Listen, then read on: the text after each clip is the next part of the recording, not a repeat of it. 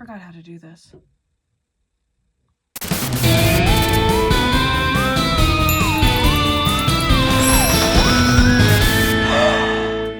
Hi. Where have you been? Wow, it's been so long. Sorry about that. No, you're not. Hi guys, it's me, Pinup Palmer. I know it's been a very long time, but you know, girls gotta work. So yes, I'm back, and I'm ready to play. This ain't my first time at the rodeo. And if you guys are new here to my channel, hi, I am Pinup Palmer, and I like to keep everything pink and spooky. Yeah. And today we're gonna have a little bit fun outside of the pink closet of horrors.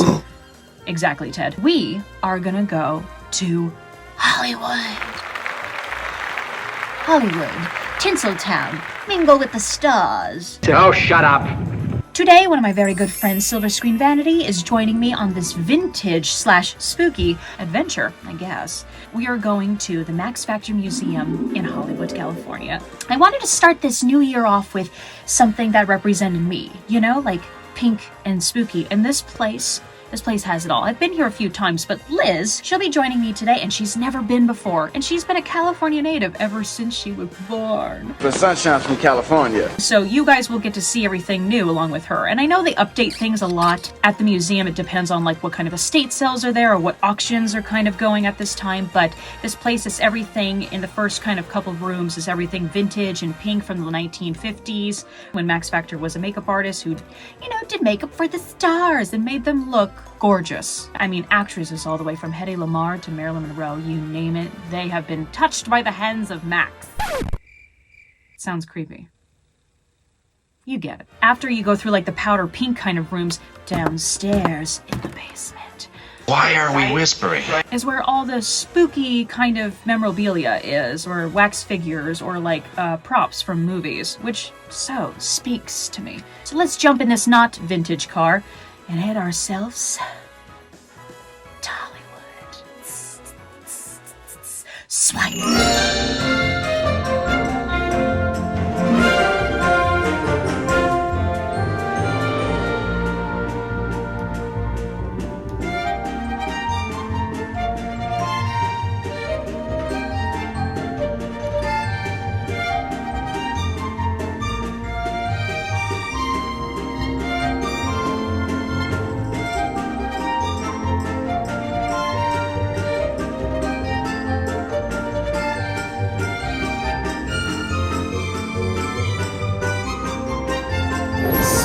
We're coming up to the Hollywood Museum, aka the Max Factor Museum. Right there. Look at that sign. Welcome to the Max Factor Museum, located in Hollywood, California. Built in 1935, this place is where normal people became movie stars. Inside this pink museum, Max Factor himself created some of the biggest icons known to Hollywood.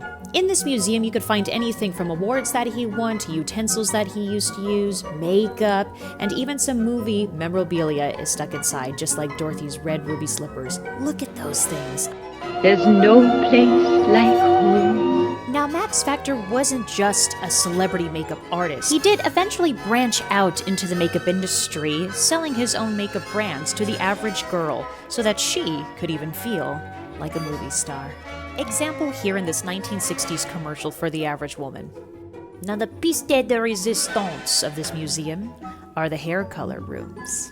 First stop, the brunette room, Liz's favorite. Here in the brunette room, my favorite part was finding old makeup that Max Factor had and then finding the commercials that matched the makeup. It's so cool. Green Puff. Green Puff by Max Factor. Now, Liz's favorite part was looking at all the makeup of all her favorite celebrity brunettes. Hedy Lamarr has been spotted. There she is. Pancake makeup. All the most beautiful brunettes. I'm a brunette! And here is the torture device that he would use if he didn't like your face. No, I'm just kidding. This is a way to measure yourself. This is what Max Factor actually used. Don't you want to wear it, Liz?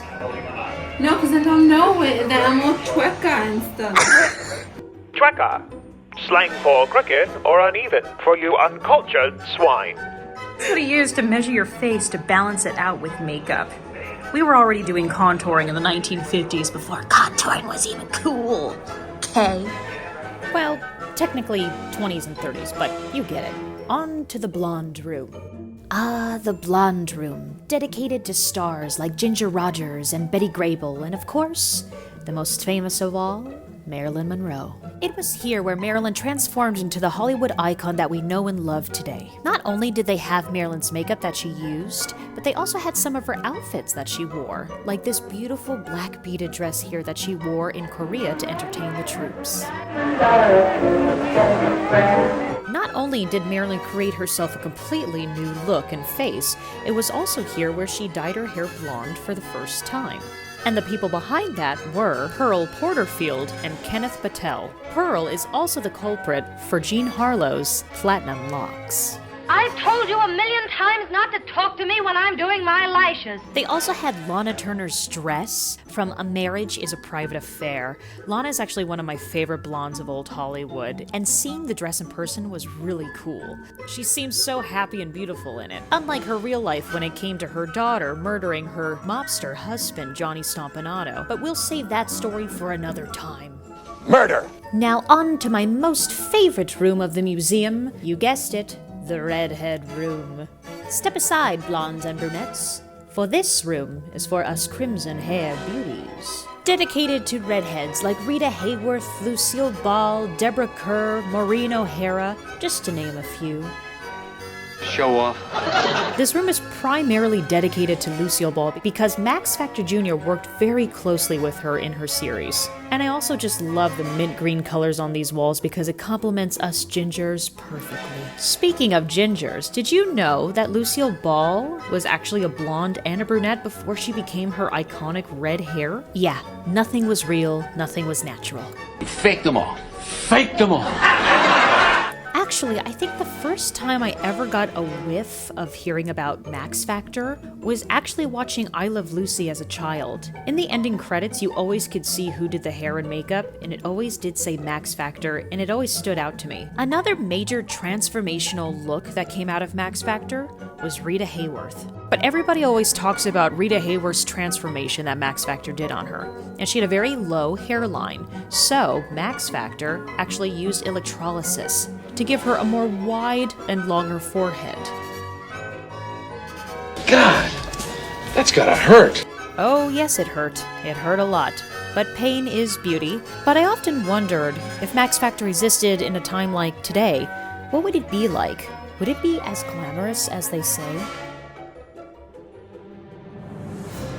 Now that we already did the pink side of my channel, I think it's time to finally do the spooky side. Don't go down there. But unfortunately, we will. We have such sights to show you. Hi, Jason. Ooh, Hannibal Lecter's cell. The bride. Dun, dun, dun. Now, I know this is quite a left turn from the pink and vintage that we just witnessed, but monster movies have plenty of makeup too, believe it or not. We are now trading Max Factor for Jack Pierce. He designed all the looks from Frankenstein, Bride of Frankenstein, The Wolfman, and The Mummy. This is the spooky part of the Max Factor Museum. Very, very cool. Other horror movie memorabilia was down here as well, like Silence of the Lambs, and you could see Liz here trying to make friends with Hannibal Lecter. Answer me, Hannibal. Down here they have everything, from slashers to classic horror monsters. I personally like the 80s slashers all the way from Freddy Krueger to Michael Myers to Jason. I mean, they have a lot of the costume artifacts here. They even have Elvira's outfit from her movie when she is playing Rambo. It is amazing to see it in person. It is so glamorous and so edgy at the same time. I wish I could wear something like that, but I am missing two big, important melons! Big, juicy melons! But you get it. Liz found Vampira. The mother of all ghouls. Vampire. A vampire cocktail. Ooh, they got her shoes. Now, for the life of me, I couldn't remember when Vampira wore those type of shoes. Usually, Vampira was seen in kind of slingbacks or mules, kind of sandal-like heels, but I never saw her in a closed-toe pump before. So I went searching the internet so hard to find these pair of shoes, and the closest thing I can get to is maybe her from Plan 9 from Outer Space, but every single photo, her shoes were either covered by fog or somebody, or just too dark to see it. Anyway, I'm talking too much about feet. I probably shouldn't be doing that. And yet can't stop talking about it. Once we were done with the monster rooms, we headed up upstairs to see more movie memorabilia. The thing that caught my eye, of course, was Ghostbusters. one of my favorite movies, The Ghostbusters, 1 and 2. But they had the car, they had all their outfits, they even had the devices to catch the ghosts, the guns, I mean, you name it, they had it. It was awesome to see in person. Call now, because we're still ready to believe you! I don't know about you guys, but Liz and I felt at home at the Max Factor Museum. It's almost like we can live here.